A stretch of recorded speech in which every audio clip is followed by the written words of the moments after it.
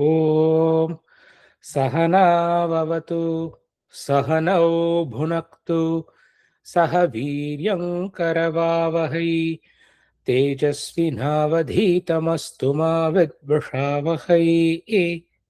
Om Shanti Shanti Shanti. Hari Om Shri Gurubhyo Namaha. Hari Om. All right. Off to you, Mahodaya.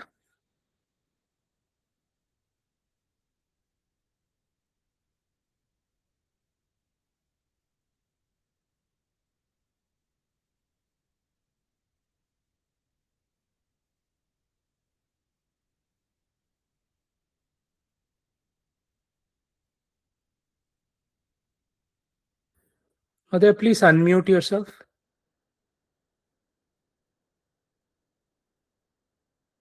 Oh, okay. Sarvebhyo Namaha. In the last class, we saw the multi-dimensional nature of dharma and how the decision framework looks like. Because whatever decisions that we make in our life, it has to happen within the context of Samanya Dharma, and that is the highest Dharma, within which there are, the layers of Vishesha Dharmas. It could be Jati Dharma, it could be Varna Dharma, it could be, Apad Dharma, and everything is tied down to the nature of the individual, and that is Dharma. And we have Varnashrama Dharma, such as Brahmacharya, Grahastha, Vanaprastha, and Sannyasa, and also the Varnashrama Dharmas, and the Ashrama Dharmas and the Varnashrama Dharmas. They The Ashrama Dharmas indicate the stages of life, whereas Varnashrama Dharmas is based on the Swabhava, or the inner nature, the dominant patterns that can actually be helpful in choosing the role. So it is higher dharmas that guide the lower dharmas. In order to define dharma in the context of society, now, we all feel or experience the need of harmony. As you can see in a music, in an orchestra or a musical session, everything is beautiful, it's melodious, and you enjoy the moment. But the moment a chord, chord progression goes wrong, or a melody goes wrong, or probably there is a missing beat in the rhythm, what results is, not just something is missing, but also, it just went wrong. And you people, when people may even comment such as, oh, this is just noise, and and I feel disturbed and all such things. So that the I mean disharmony is nothing but the absence of harmony, just like darkness is the absence of light. So each part in an orchestra should be playing in its own role, which should be in alignment with the whole. So not the sameness, but everyone is different, not equality, and not absence of conflict. So that is not harmony. And here in society, when I say not absence of conflict, you do know that there will be conflicts, and dharma also helps in resolution. Just because there is dharma doesn't mean that the conflict is absent. So that also should be realized. For example, in society, a teacher does his or her role, and the judge also same thing. And when everybody is working together, and there is harmony. If a soldier wants to be a judge, when he enters civil life, probably on a vacation, and wants to be a judge for a week or so, and then what happens? And the farmer wants to become a teacher, and the teacher wants to sleep. So that is what we call corruption, which is nothing but, from a larger point of view, this is disharmony. And you do see that the judge becomes corrupt, the soldier abuses power, and the teacher neglects duty. So all of this is called disharmony. And the point of dharma is that it recognizes the society can get into chaos or disharmony, and that will be inevitable if there is any if a person does not play his or her role properly. And as dharma is defined, it is dharanat dharma ityahu. Sustainability, long-term sustainability is dharma. The truth in conduct, the truth in action that is in alignment with sustainability of order is dharma. Dharanat dharma ityahu. Dharmo dharayati prajaha. That is what sustains society. Now we went over some of the Swadharma key verses from Bhagavad Gita. In Bhagavad Gita, third chapter itself is talking about Shreyan Swadharmo Vigunaha Paradharmat Swanushthitat Swadharme Nidhanam Shreyaha Paradharma Bhayavaha. That is one verse which actually talks about better is one's own dharma, even though it is imperfect, than another person's or dharma well performed. That means even if you do it well as an imitation, it remains as an imitation. It is not your inner nature. So better to die in one's own dharma, because another's dharma is a cause of anxiety and imbalance in life. And in the second chapter, we see Shreyan Swadharmo Vigunaha Paradharmat Swanushthitat Swabhava Niyatam Karma Kurvannapnoti Kilbisham.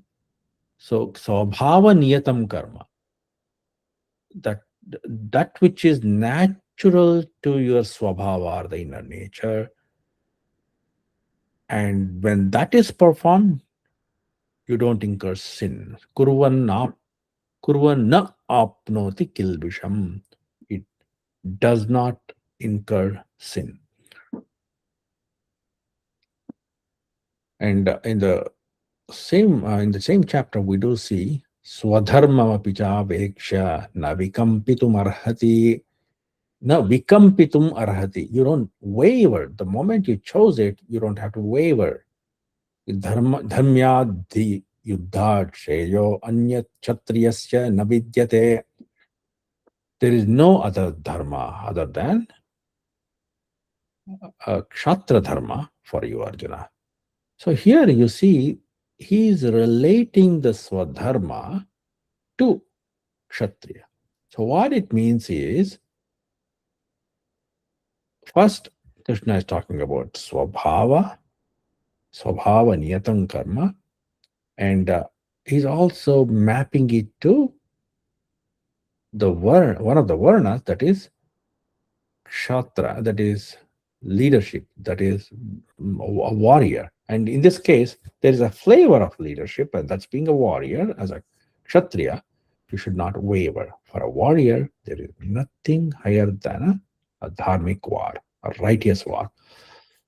Sahajam karma kaunteya sadoshamapi natyajet. Now, while performing one's own natural duty, it is possible that we encounter errors because of knowledge error, because of skill error, whatever it is. Sadoshamapi natyajet. If there is a mistake, even if it has faults and mistakes, do not abandon it. Sarvarambhahi doshena dhumena agnihi iva avrataha. Sarvarambhahi doshena. So in the beginning, everything is difficult. Everything feels difficult, and there will be errors. Yatha dhumena, just like all actions are actually clouded by some defect, just like fire is covered by smoke. So that is the analogy made here.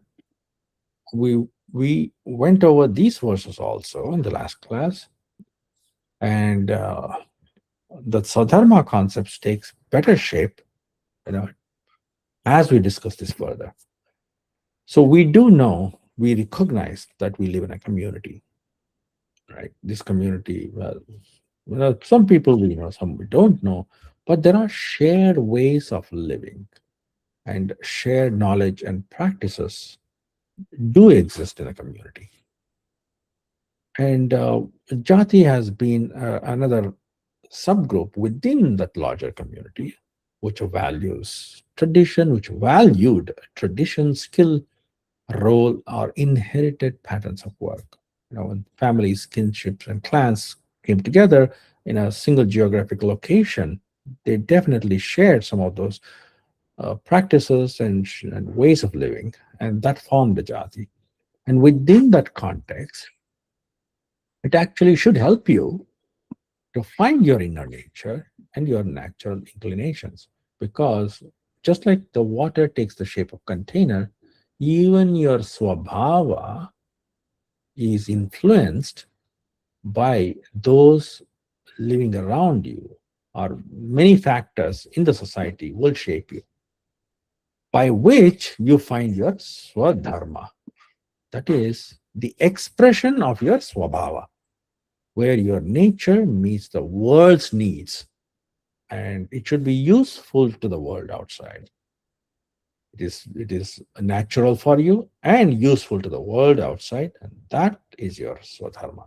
So you begin in a community shaped by the tradition, and then you discover your nature. It takes a while to discover your nature, and you act through your swadharma. So swabhava reveals what what is natural to you, and you discover your nature, but you can manufacture it. You don't want to imitate. So it is discovered and not imposed.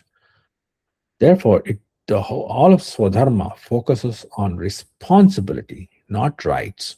Responsibility to the whole, where your nature meets the world's need. So your nature meets the loka sangraha, or the usefulness to the world outside. And that is your dharma. So at this point, anyone had a comment, I would like to welcome, so that uh, we would like to relate it to your own experiences. Yeah, please come on camera, and then have your questions and your comments, and then we go over.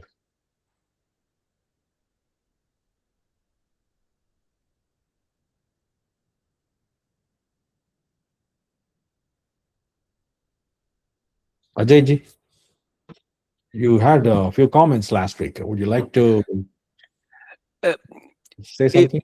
no, not so much as comments on this. It some things are related because we covered a lot of this Okay. last class. Uh, one this thing, right? Like, how do you know if you're acting in Swadharma? Like, Mm, you're if you're still in the process of discovery, right? mm, Uh, is it just an instinctive feeling that you're doing the right this thing? You can justify your actions through okay. number of paradigms, right? Like, you can say, oh, this is the right dharma, I'm doing the right dharma, but that's because X, Y, and Z. I can justify that with Yes. some sort of reasoning and logic. But how do Yes. you know if you are following Swadharma and if you are following this? Yes. So we touched up a little bit on the trigunas and how to keep recognizing that. So then we have to go over that, and also the idea of varnashrama, not just ashrama, but of course you do see in the ashrama, are you a grihasthana, are you no are you a brahmachari? So at various stages of life, and first thing is you got to recognize, are you which life stage are you in, and then narrow down on, oh, what does the what is the role that what are the choices available in the society, and do I have what kind of a varna dharma that I can recognize in myself. Now, I'm a more knowledge and intellectual type of person, leadership and you know resolution, and basically taking initiatives and leadership, and these kind of activities are interesting to me or what. And then, oh, now I want to build things and making optimal use of resources around me. Oh no, none of these actually. I'm more of a skilled person. I can execute, and I'm focusing on execution alone, because that matters to me. Ideas do not matter a thing. It's execution that matters. You've heard of all of that, because that is the one that gets rewarded, right? Not the first three, but execution matters a lot. Reward is there probably for the leader as well as the builder and such things, but that leader is successful if he has better people that can execute. Anyway, they all have to work together. So which predominant guna dharma, that should be recognized, and we get more clarity as we go further. Anything else? And how do you know if you're acting in that or not? Is it you mentioned last class that you feel drained if you try to do some Oh, other yes. That will tell you, because your nature is your prakriti, right? That's your prakriti. Yeah. And we go over that thing, but no. Best thing is let's move on to the next slide so that it's more clear for people. So as we saw, yeah, this is what we discussed in the last class too.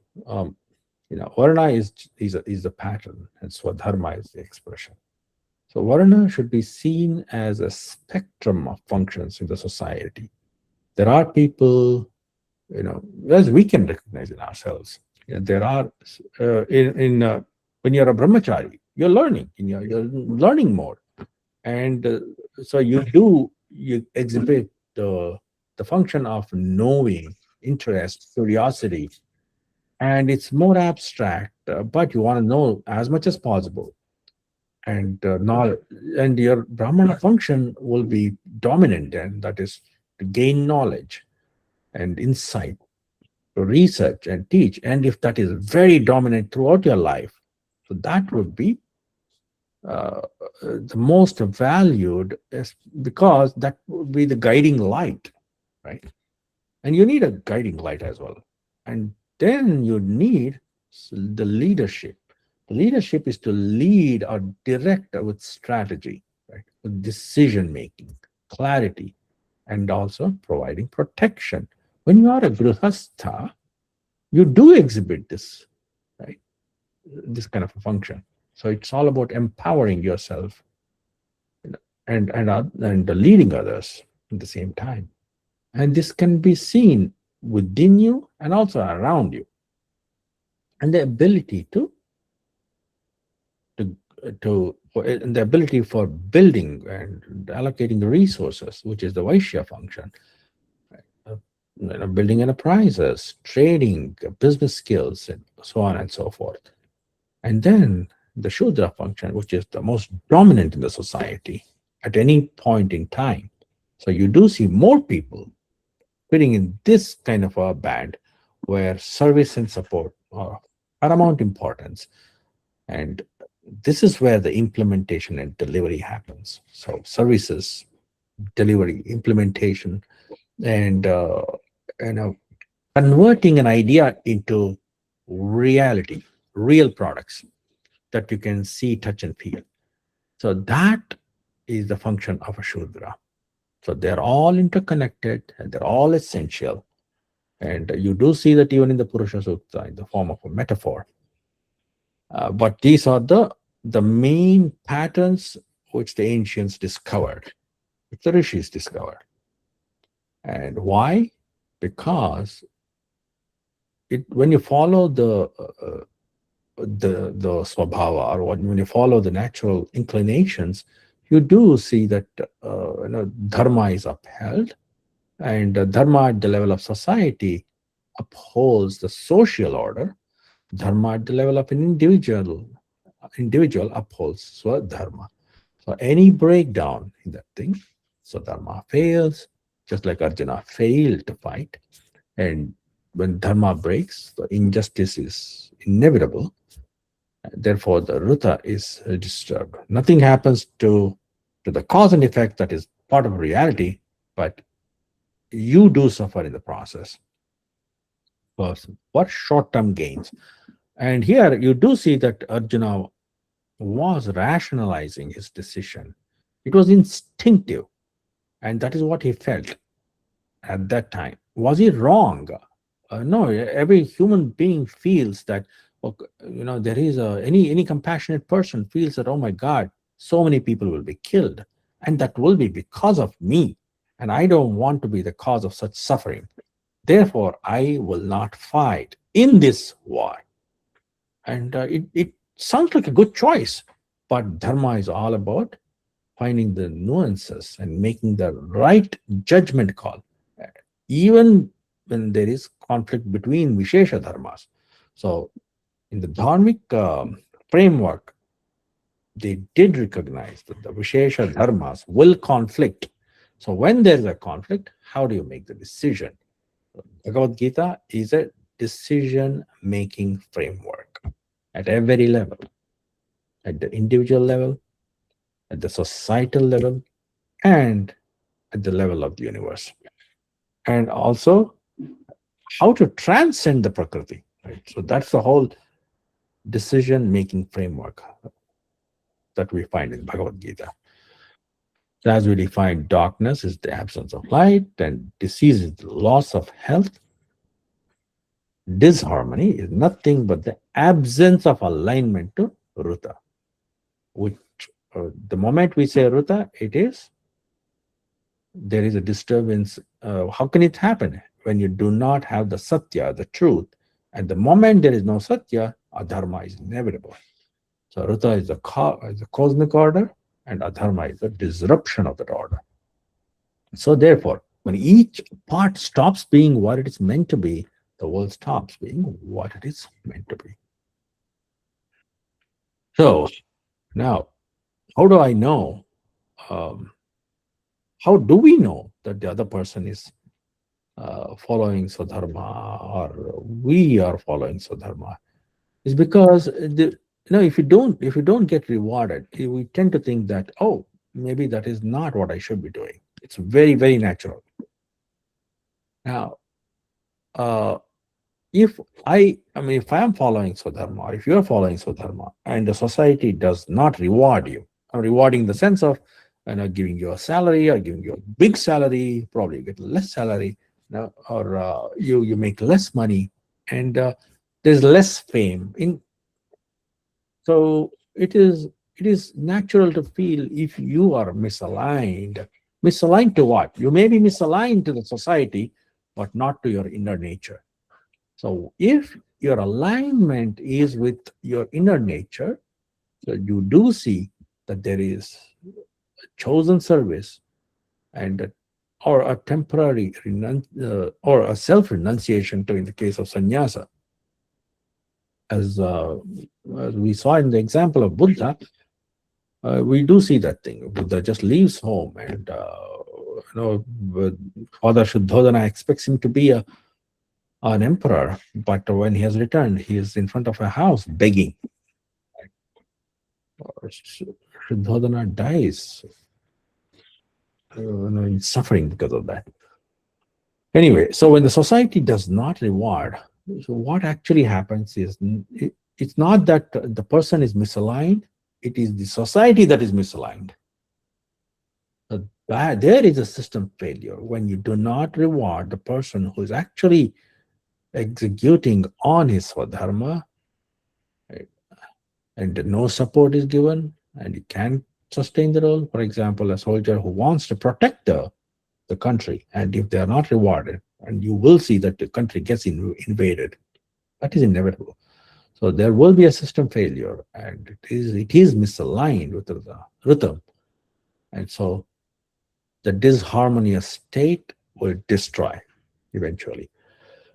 Therefore, reciprocity is needed for dharma, is needed for harmony.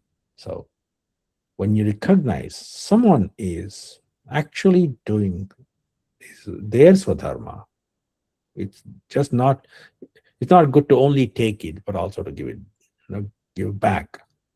And that mutual support is required to uphold dharma at the societal level. Therefore, your role is your responsibility to the whole. Abandoning the role is to weaken the system. And so, dharma is not about you alone, it sustains the world itself. Therefore, when you align with your nature, you align with the rhythm or the natural order. This is where we stopped. In the last class, so what's an example for this thing?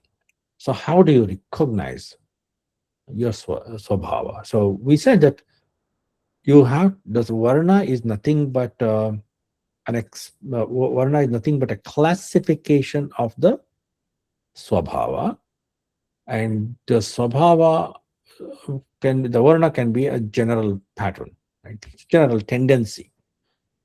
Do you have, for example, a brahmana function is it's all about knowledge and teaching. Vaishya function is to build enterprises, and Kshatriya function is to lead and decide. Right. So, if you are naturally inclined to think strategically, and you want to build new and valuable systems, also guide teams, what happens? Right.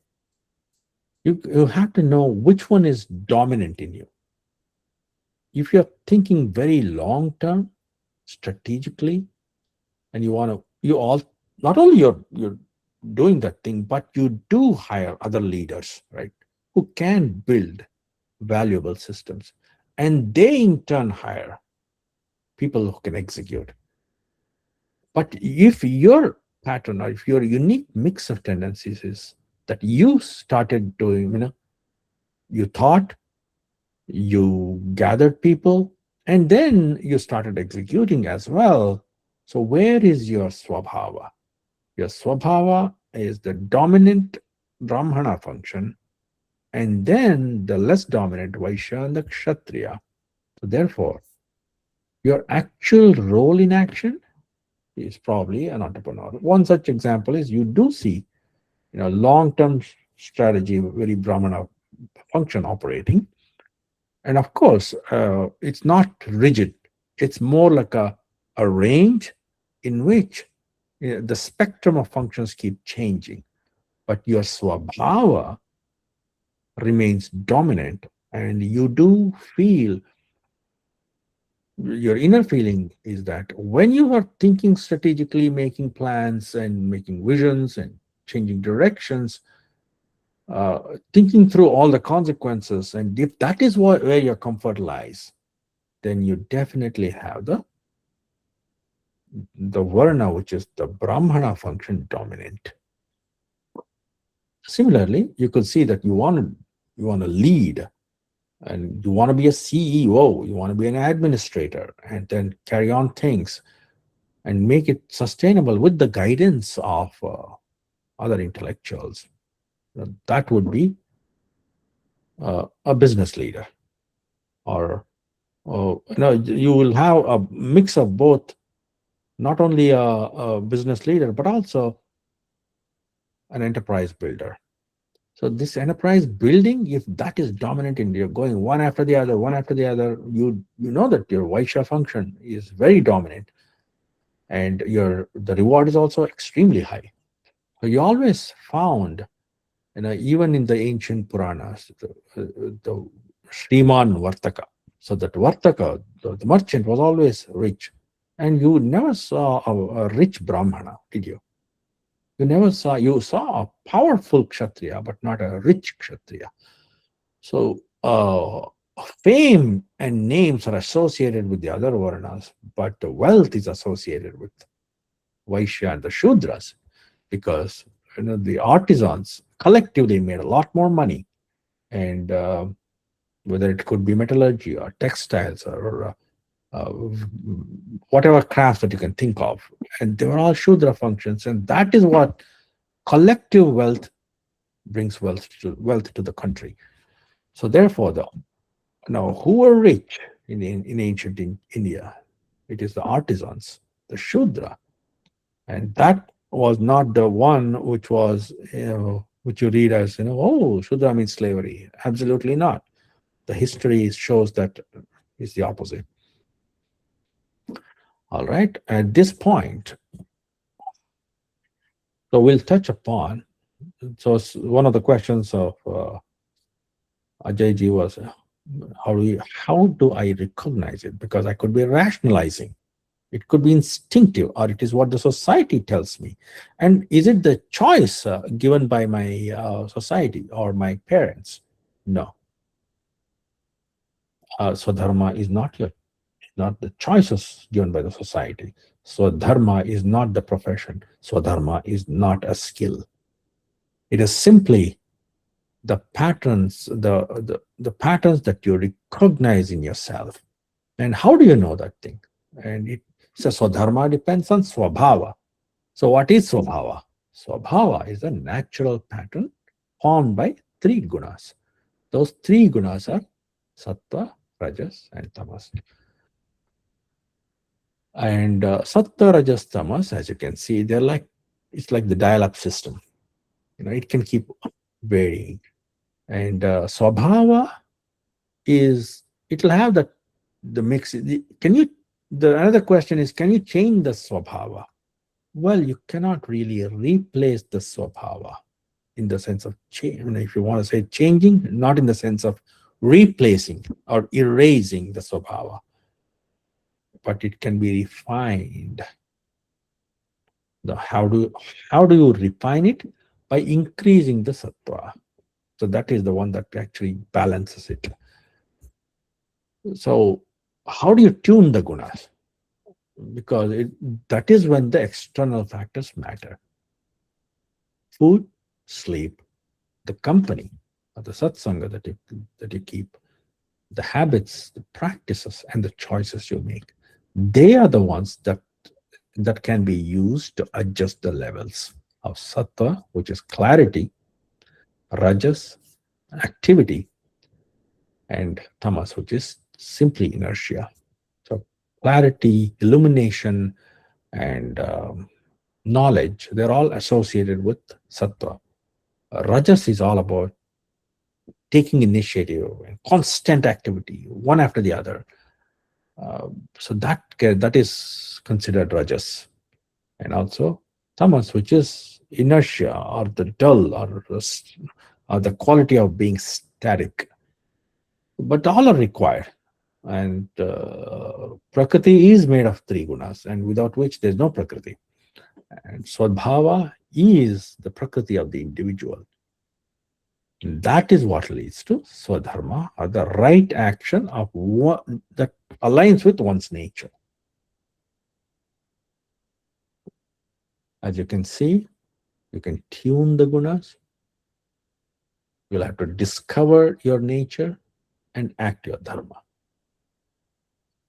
And so you can imagine, like, especially the engineers can imagine this like a system diagram, right? The inputs are these, influencing factors and all of that, and that goes into your triguna model, where you meaning the buddhi can decide to increase the sattva or increase the rajas, or how to lower the inertia and things like that. So they're all in certain different proportions, and that is what is making up the swabhava. And swabhava is always yielding some whatever the mind desires. So desired action will be executed, and you get some outcome or some result. But you are constantly operating with the society, the world outside. So you are using your intellect to adjust your guna model so that you can operate in the society. So if you walk into a meeting, which is a meeting based on meeting of strategy, so your sattva guna has to rise, the clarity and the harmony. It has to be up. So within a certain range, you can go beyond your swabhava within a certain range through conditioning, through a lot of knowledge and things like that. You do increase the sattvic mode, and so you get a desired result. And once there is a desired outcome, if it goes according to what you desire and what is beneficial, you do sense it. So we have this feedback sensor. I'll tell you what it is, right? That feedback sensor is made up of is our antakarana. So we do recognize, ah, I'm aware of this outcome. I'm aware of whether I did not operate well because my sattvic mode was low, or my rajasic mode was too high and I got too aggressive. So these are the kind of things that you can actually use buddhi for, as what we call viveka, the discriminative awareness. That can be used by the impressions of the memory of the outcome and the past experiences. And that is what we call chitta. So we have buddhi, which is the discriminative awareness, which is supported by, think of it, CPU and memory, right? Buddhi is the discriminative awareness, and chitta is the memory or the past impressions and inner felt experiences of those past experiences. So many times when we do not use buddhi, only chitta is going to be relied upon. It's purely memory. People function because of how their chitta functions, right? So that is when you see there's no discriminative awareness, and you same person is acting the same way irrespective of the context. And Bhagavad Gita and all of the Shastras talk about, our antakarana, which is buddhi, mind, manas, and chitta, and all of that.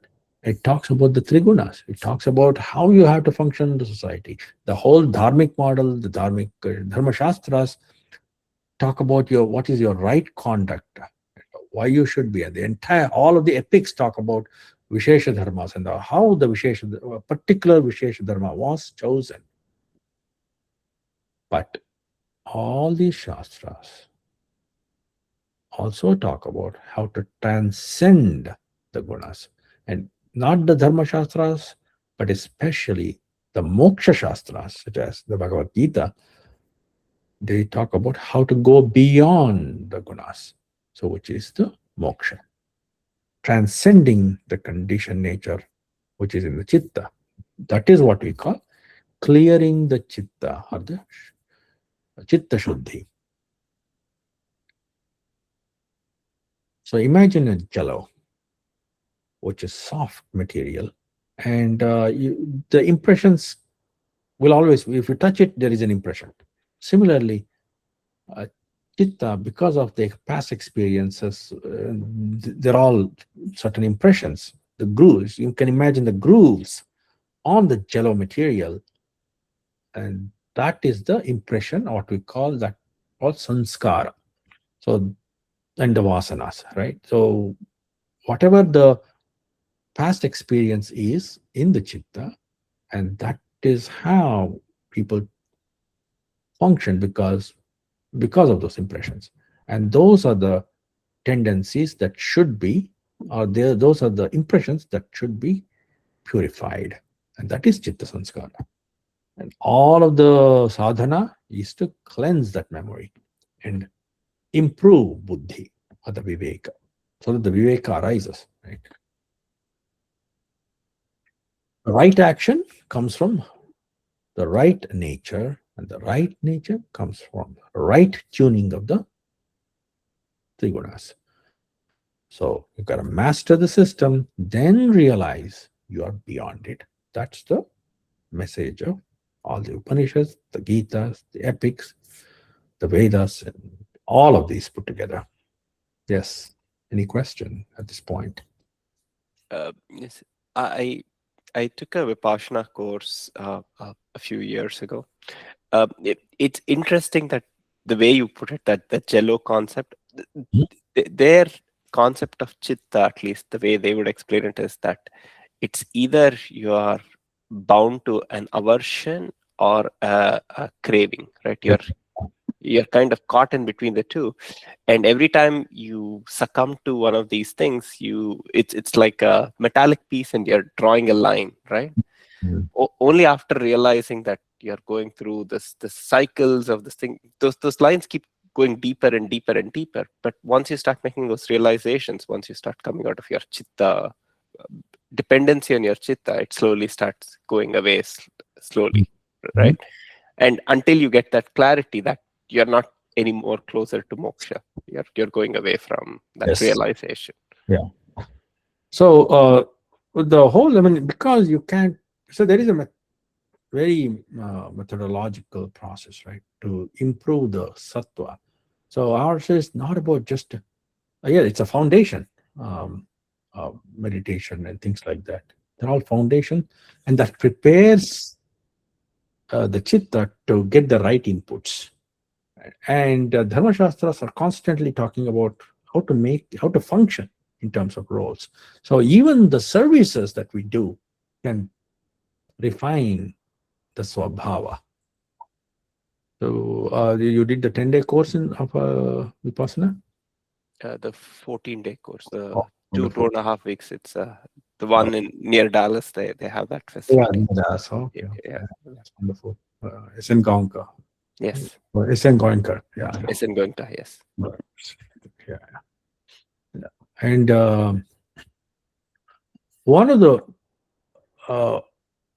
frequently asked questions is that you see how to tune the gunas, right? And you do see the antakarana, what we call antakarana, meaning inner instruments. Antaha, inner, karanas, instruments. The inner instruments ought to be used in order to tune this dial-up system. Imagine the sattva, rajas, tamas like the three knobs, tuning knobs. And how do you tune those knobs? And how do you use the system within you to tune those knobs so that you reach the state of harmony? And what is the state of harmony? Being happy. Simple. So being happy is harmony, right? So things are in order. Yes.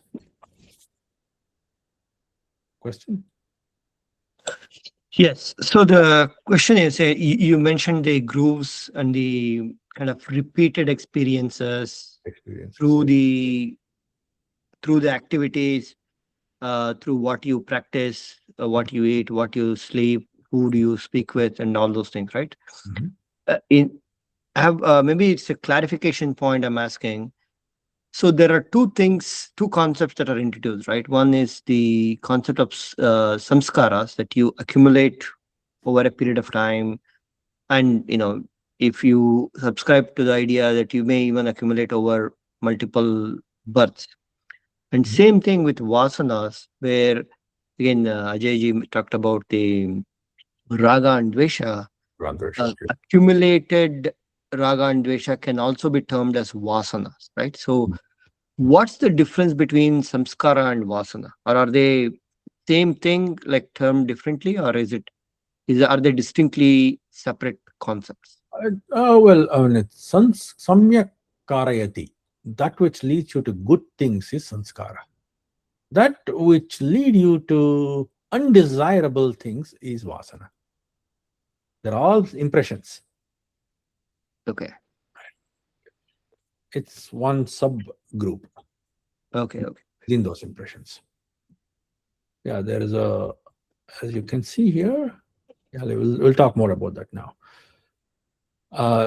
So in a country, I mean, you all have done, especially the engineers have done control system engineering, and they might appreciate in control system engineering, you have the memory, you have this the controller, and the controller is the buddhi, and everybody can relate to it. But your television or whatever, right? It's more like that thing, and it's not on-off buttons, but always think of the gunas as knobs that you can actually adjust, and which we call the state of the swabhava can the refinement of the swabhava can happen, and even the swabhava can actually be repressed when you increase the tamas.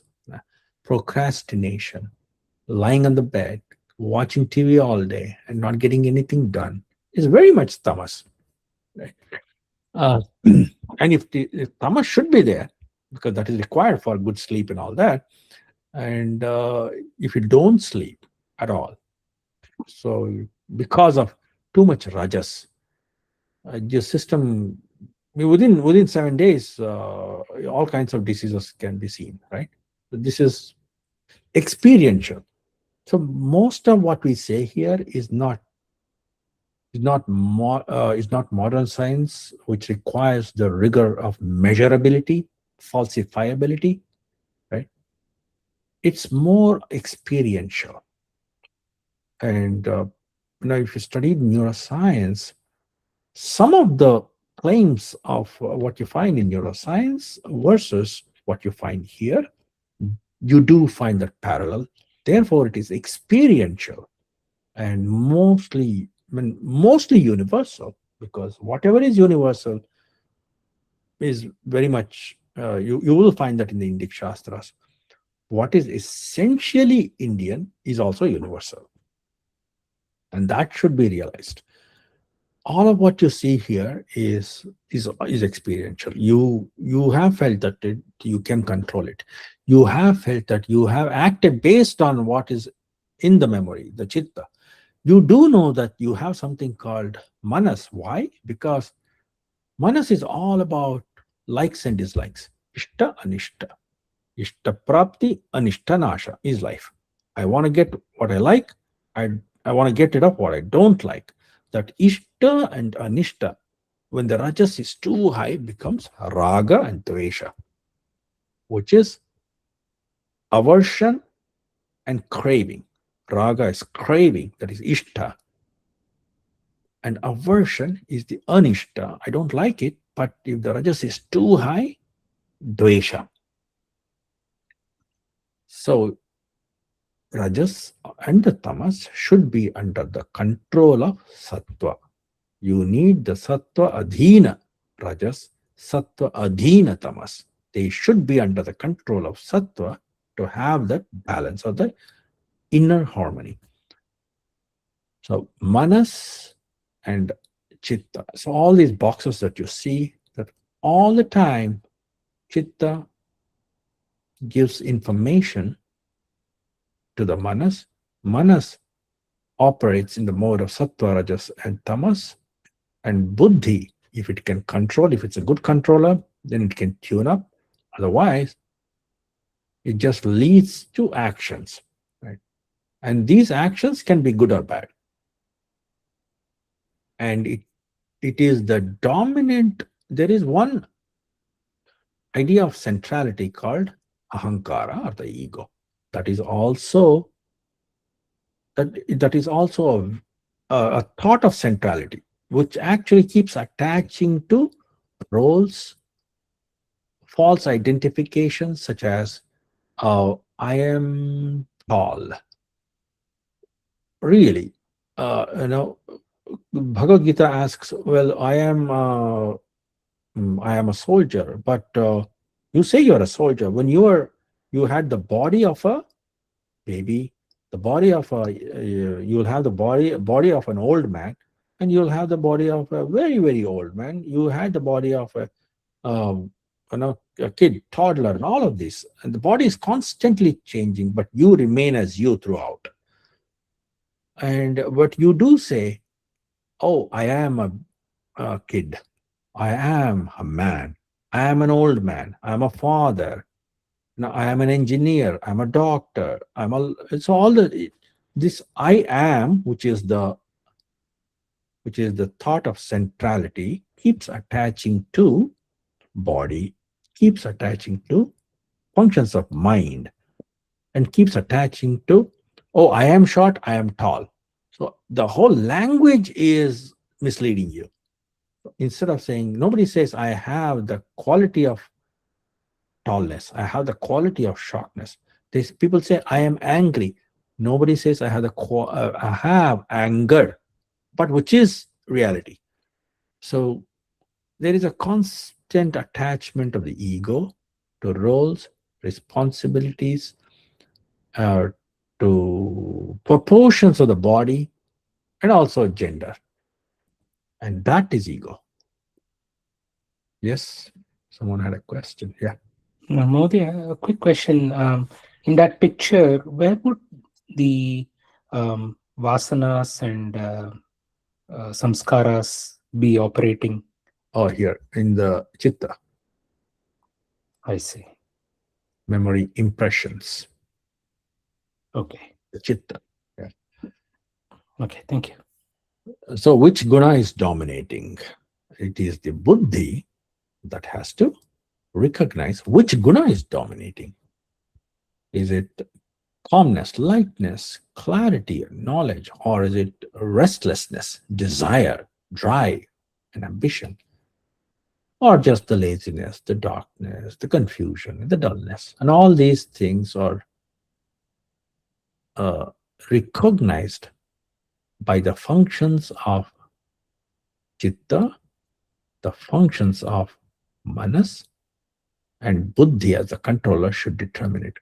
See, the feedback loop or the feedback sensors have two components, which is the chitta and the manas.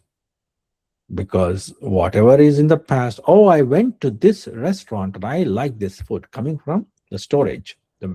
And the manas is the one that had liked or disliked. I don't like this food, I like this food. The likes and dislikes, that is all it knows. Manas is without those two qualities, it does nothing else. And chitta and the manas together is the feedback sensor. If it likes, then you see that thing here. Now, the feedback sensor. That is the one which is constantly giving the feedback. And buddhi is the one that recognizes whether to act upon it or not. Which triguna, which quality of the triguna should be increased. That is how you discover your swabhava and refine your swabhava. Now, what we learned here is what is swabhava and how to tune the swabhava. Why? That leads to swadharma. So buddhi is the primary sensor. Then when it detects that, it feels right or wrong, this is aligned to satya and this is misaligned. This leads to clarity, but this leads to confusion. So this discrimination is viveka. So the Indic sciences always talk about not just the intellect, but they always talk about the viveka.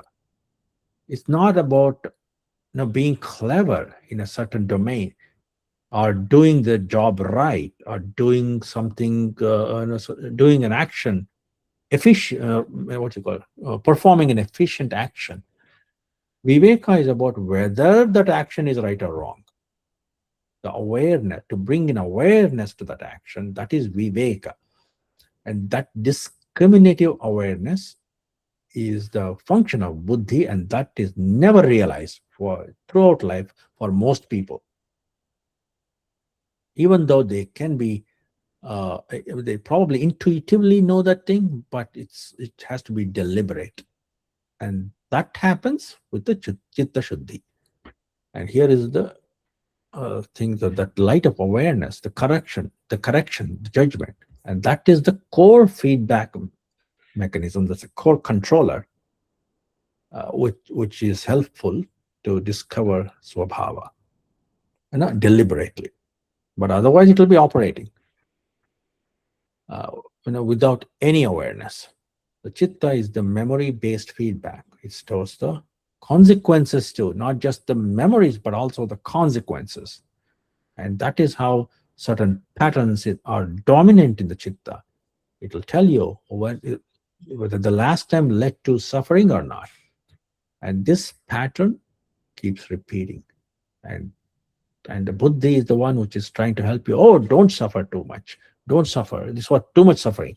Let's lessen it. Right? This pattern keeps repeating, and chitta is nothing but the historical feedback database. And manas is our signal layer. It's like the raw feedback, keeps giving you feedback on it. It just has emotions, reactions, and tells you whether you have discomfort or comfort, ishta or anishta, raga, dvesha. That's it. And it is not at all reliable.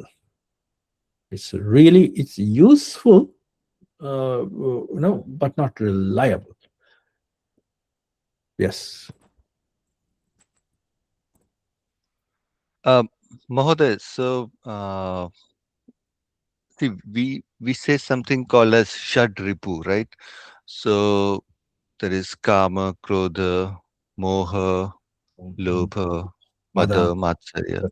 Mhm. Uh, do can we say that that's a swabhava? That's or it's something that gets developed automatically? Look at this Like, thing. Look at the picture, then you would know. You'll tell me. Okay. So what you're saying is, what about the Arishadvarga? All the six enemies, right? Correct? right, Arish, Ariya, Ripu, whatever. So enemies. Shad Ripu, yeah. Shadripu or Arishadvarga. It's also called Arishadvarga. And here you do see that it is Raga and Dvesha, right? Ishta Anishta was the only likes and dislikes was the function of Manas. It led to Raga, and what you're talking about, Raga and Dvesha, right?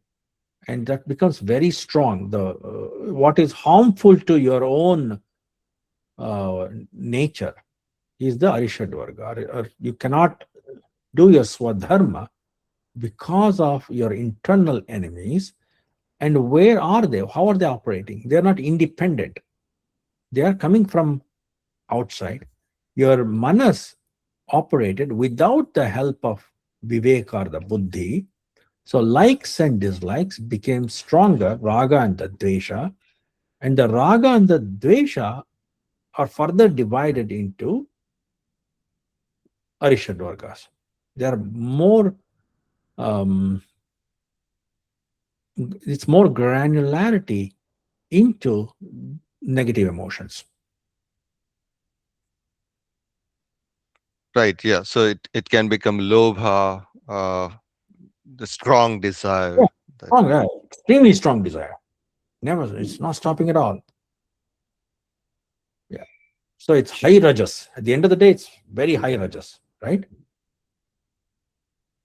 right, You right, can map it to rajas. You cannot map it to sattva, but to rajas. Is that right? You see that? Restlessness, desire, drive, and ambition for rajas. It comes under rajas. Raga, dvesha, rajas, arishadvargas, and all of those things, right? It could be, you can, if you, under the guidance of sattva, you can actually direct it properly. A person who's a lobhi can actually, if it is tempered, and then make it profit motive, he probably will be good in making money.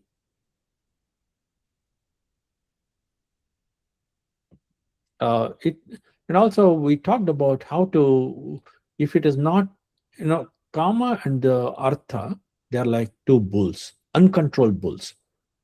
Dharma and the moksha are the pillars that hold them properly, right? Similarly, those arishadvargas, they do exist, and they go exist in the sense of, because of chitta having stored all these vasanas, and these vasanas became stronger over time, and no buddhi was involved, no chitta sanskara was involved, no chitta shuddhi happened.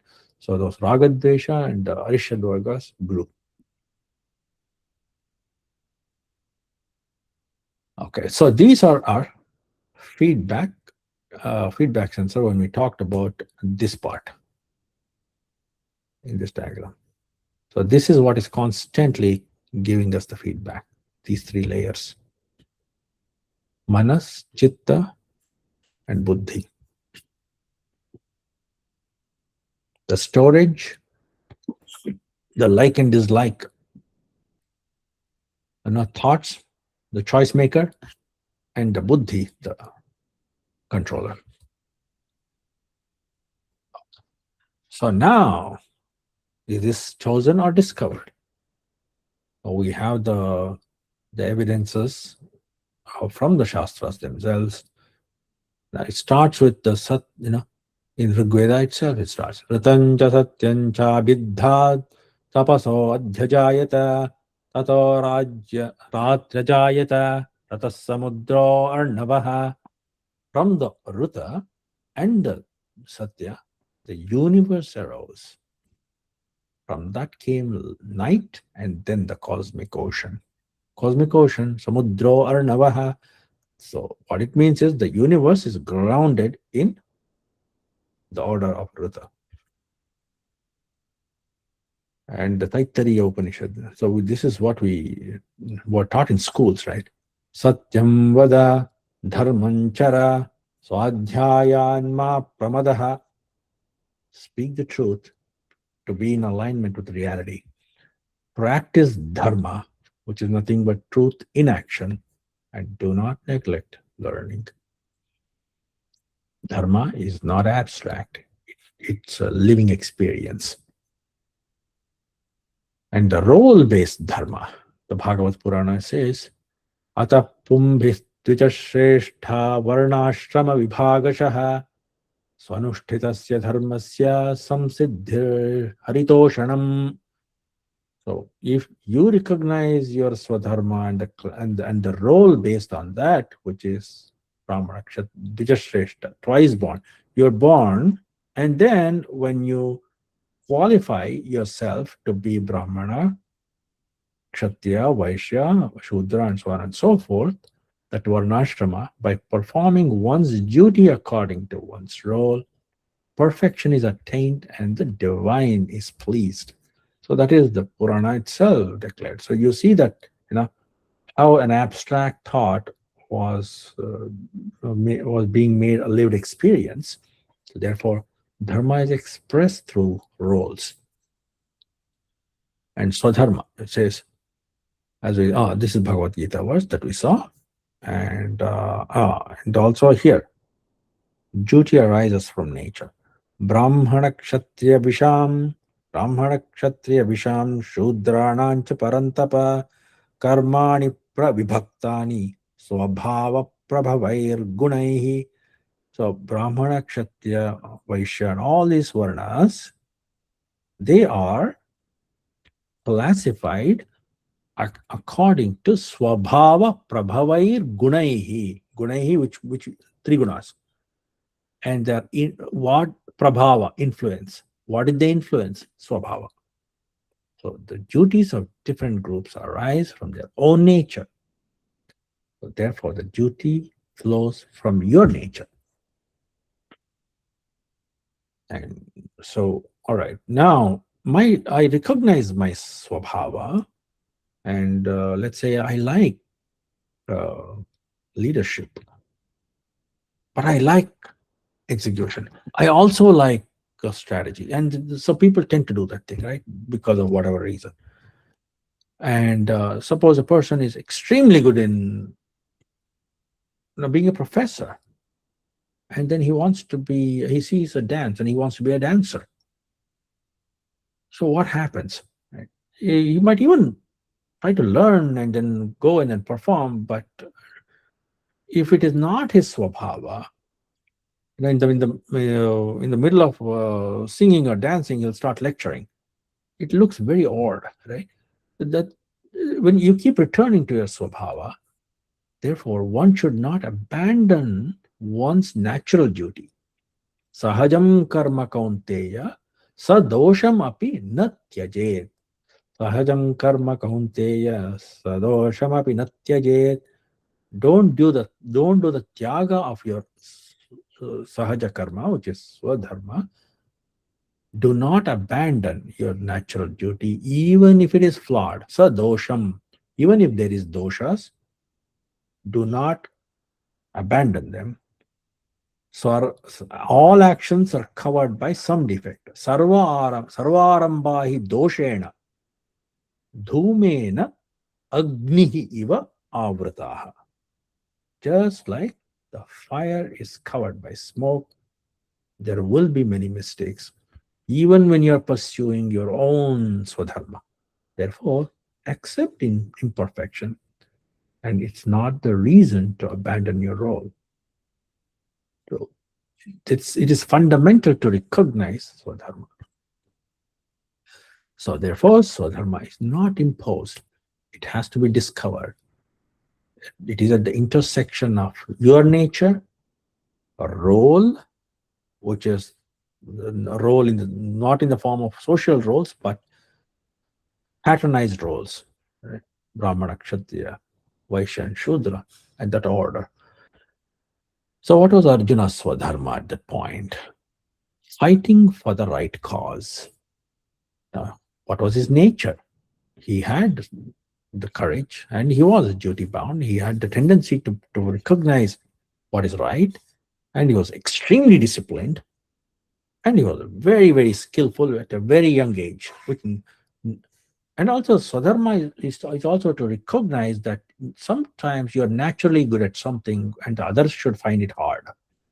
That is another clue, to find what you're good at, which others are finding it very hard or somewhat hard. So that is how you recognize your unique dominant qualities. The role, of course, and the role was mapping to a warrior class, maybe a leader's role today or an administrator's role today. Okay, and he was fitting into the kshatra. Shatena trayate iti kshatram. Kshatriya. The one who is a protector is actually Kshatriya. One who protects you from wounds. Shatam is wound. And one who protects you from it, gives protection. That is a Kshatriya.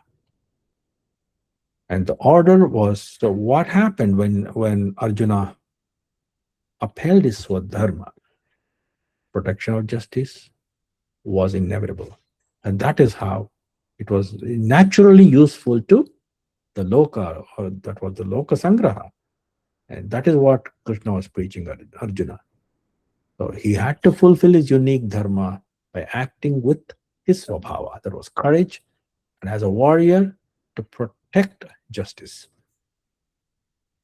So the path to discovering your true role is, what do I do well and I love naturally? And listen to your own strengths and passions. So that is alignment with who you are. And then the role, where can I sustain my efforts? So I have to seek alignment with what I can truly sustain, or what you can truly sustain with your own swabhava. And that is the role you can sustain, meaning long-term order, so that it's not like liking it one day and then leaving it the other, and then choosing something else the very next day. You'll never stick around. It's like there's a metaphor called tirtha kaka in Sanskrit Subhashitas, where kaka is the crow. It goes to all the punya kshetras. It keep on going from one place to another just to drink water. So it doesn't care about punyas, but it wants to try everything. So the whole life is lost by simply trying everything without being aware of who you are. So you won't know your swabhava, you won't know your role too. And that is when the whole satya and dharma will be missing. And it is also important to know, what does the world need now? So the world presents itself with choices, right? So you have to map your swabhava and the swadharma to the choices called professions. Sometimes they exist, sometimes you have to create it. Where you are, what you do, and what the world needs, all should be aligned. So therefore, ask not what am I, but where am I called to serve? And that question helps you find your soul dharma. It's not a rigid category at all. It is your unique role in the cosmic order, in the cosmic orchestra. Okay. So any questions at this point?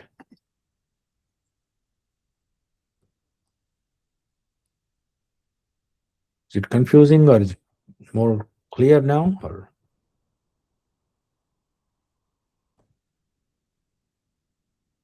okay. Thank you. Excuse me. Changing swabhava is good or bad? Okay. Wonderful. So you got to keep your viveka. Okay. Suppose I go and then smoke a weed. Right? Does the swabhava change? Have you seen people changing their swabhava many times when they are in the under the influence of drugs? Some people act very good, right? Yeah. Yeah. I mean, some people act very good. Some people act very bad. So have they changed their swabhava? Swabhava can be changed just like that. It can be tuned. It can be refined. So the dominant swabhava remains as is for the I know a temporary absence of the swabhava doesn't mean the swabhava went away. Swabhava was erased. It was there. It was just that it was suppressed. You cannot suppress swabhava. Mhm. Comes on its own. You can only refine it. Yes. Yeah. It's like the Trigona model. You just range. There is a range, yes. But sattva can be increased Mhm. to an extent. So that's why we do have a karma yoga and all these yogas exist, right? The diversity exists. Okay. Yeah. I got it. Yeah, but what's the ultimate answer? Can it be changed? I mean, it can be changed. It can even be transcended. That's the whole point. You have to transcend the prakriti, and that is moksha.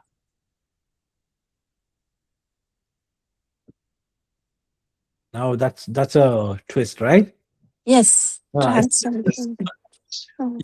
it remains, but when that viveka arises, they nistraigunyo bhava arjuna, he says, right? You transcend the trigunas, then you transcend the swabhava itself. He is talking about the very core of swabhava, trigunas. He says you have to transcend it. That is, detach your ego from your actions.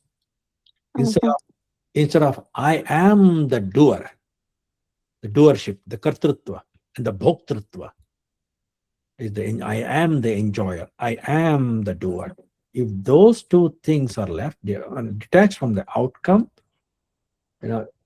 You instead of sense of doership, transcend to sense of wonder. Oh, I don't know, I suffer, I don't know what to do, I don't know. So the best way to see that, it seems, is like, wow, I don't know what to do. No. So that little shift in the consciousness. Okay. Oh, I don't know what to do. I am an idiot. Because it's not going to take anywhere. Oh, wow, I don't know this too. I don't know these two. Yeah. That's good. I don't know that. So that sense of wonder, suddenly there is a feeling of that sense of wonder happens only when the ego is down. The victim ego or the victor's ego. Yeah. When the ego is down, joy is automatic and sense of wonder remains, and appreciation of beauty happens. Yes. Yes. That vismaya. and that beauty. And at the moment there is, because that ego is down, Yeah, we can accept things. yeah, that is when you're real. Mhm. Mhm. And anyway, kavya is the means, but we'll go there some other time. Thank you. Mahoday, can you repeat the kavya or repeat the reference you just made about this? Which one? I I think you mentioned a sutra or kavya that talked about this aspect of uh, stepping away from ego. Was there a reference Oh, you that's made? the whole message. The whole message is transcending from the Nistraigunyo Bhava Arjuna, Bhagavad Gita. So transcend the trigunas, Arjuna. So when you transcend the trigunas, you detach karmani eva adhikaraha. He says, karmani eva adhikaraste ma phaleshu kadachana. Not in the phala, never in the phala. You are entitled to your swadharma and your actions only, not the outcome of it. So why? Because you have to detach from the outcome. So once the ego is out of the way, then you transcend, and whatever remains is the vismaya, that sense of wonder. And the sense of wonder, so that is nothing but the appreciation of beauty. Everything becomes beautiful, because when beauty in the core sense is just harmony, right? It's the order, it's in the right proportion. Everything appears right. Even your own ignorance, that appears right. Because you have a sense of wonder. You never feel like a victor or a victim. You transcended it, and the joy remains. Okay. What? Yeah, just minutes to go. So yes, this is a flow chart of it's a flow chart of finding Swadharma. Where is my Swadharma right now? First, you got to check we remember that elliptical circles, and the outer circle had Samanya. So ask yourself, is this truthful? And is this truthful? Oh, is it Your emergency? voice is low, Acharya. Oh, really? Okay, let me just, I don't know what happened. Maybe I'm, all right. Is it okay now or no? Okay, all right. But I just want you to sort of, if you have any questions on this slide, it's all about what we discussed. And if you see anything, just to capture everything that we discussed about Swadharma. And if you find anything useful or any questions, please have a discussion on that.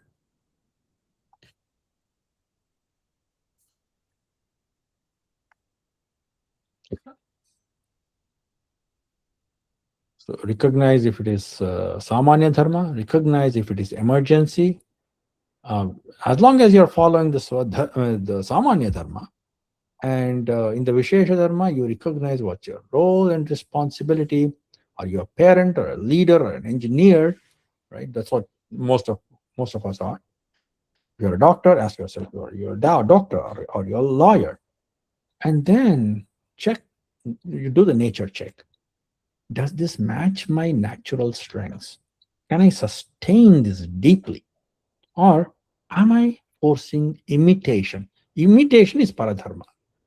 Krishna says, paradharmo bhayavaha. If you are imitating the other for admiration, swabhava is not, swadharma is not admiration. Swadharma is not imitation. Swadharma is natural to you. And Swadharma is not about rewards. It's about being happy. Am I forcing imitation? These are the questions to ask. Can I sustain this deeply, whatever that I'm trying to do? Or am I imitating this society, imitating some other person? Be yourself because everybody else is taken is one of the most beautiful quotes of Oscar Wilde. You have to be yourself because everybody else is taken. So that's what he's talking about too. And your mental check is sattva, rajas, tamas, and recognizing is it the clarity, the calmness, or the steadiness that is dominant, or is it the drive or the restlessness that is dominant? Now, if the drive sustained, our actions will happen. If it is restlessness, it's anxiety, stress, and every other lifestyle disorders. You always see that sattvic people do not harm other people. Good things will happen. Uh, Tamasic people destroy themselves. They don't harm. It is their rajasic people which not only destroy themselves and others if it is out of check. So what you should be careful of is the rajas, the raga and the dvesha. And of course, the tamas has to be improved. But uh, in India, you do see more of tamasic people and many sattvic people, but the middle you would find it elsewhere in many countries, including the US, right? So therefore, your swadharma, the most ethical, context-aware action suited to your role, is swadharma. It is that you got to consider the action that is suited to role, the lifestyle, the nature, and that is chosen from a state of clarity. So sattva should be high to, or should be increased to recognize one's own swadharma. Yes, Mahadev. Srini ji, so in terms of, I mean, all this framework, does the previous birth also plays any role, like anything, any They do. karma or See, your? I mean, here in this entire course is the approach of our own life experience. So, janmas or the punarjanma and all that, is that in your experience? You don't know. No, The no. Shastras. So, my Shastras also talk about things that we don't know. But Bhagavad Gita says, look, you had janmas. You had what is janma, right? It is taking different bodies. At every life stage we do take different bodies. That is in our experience. We don't know. There is a crossover 500 years back. Was I there? I don't know. But chitta seems to be when you talk about punarjanma and things like that, we talk about sukshma sharira, and chitta is part of the sukshma sharira. So therefore those memories and impressions carry on. That is what the Shastras declared. Yeah.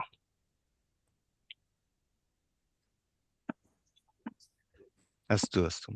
Yes.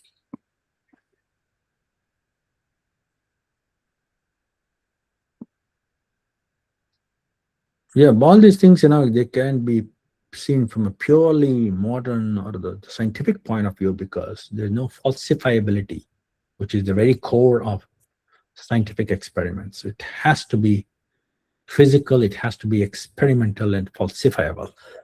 So therefore, is there a scientific process to this experience? Yes, but is this rigorous modern scientific processes of or what you call physical sciences? No.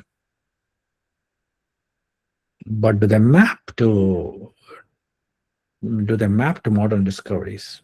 Yes, there are many parallels. But the question that we should ask ourselves is this model helpful for us? Is it practical for us? Is it experiential for us? Is the answer yes?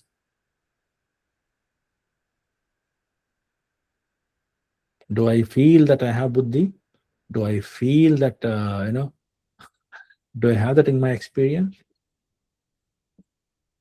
Yeah. Have I acted based on my impressions? If I recognize it well, yes. Yeah, what we did in when we were 3-year-old, suddenly those memories are there, right? And what we liked, we didn't like many times that followed. Yes, Mahadev. Back to you, Ashwinji. Okay. Namaste. Very engaging class today. Dhanyavad everybody. Let us close with the prarthana. Om Sarve Bhavantu Sukhinah, Sarve Santu Niramayaha, Sarve Bhadrani Paschantu, Ma Kaschid Dukkha Bhag Bhavet. Om Shanti Shanti Shanti. Hari Om Shri Gurubhyo Namaha. Hari Om. Dhanyavad everybody. Yeah. Hope Dhanyavad, Gurudev. all the Swadharma classes were interesting.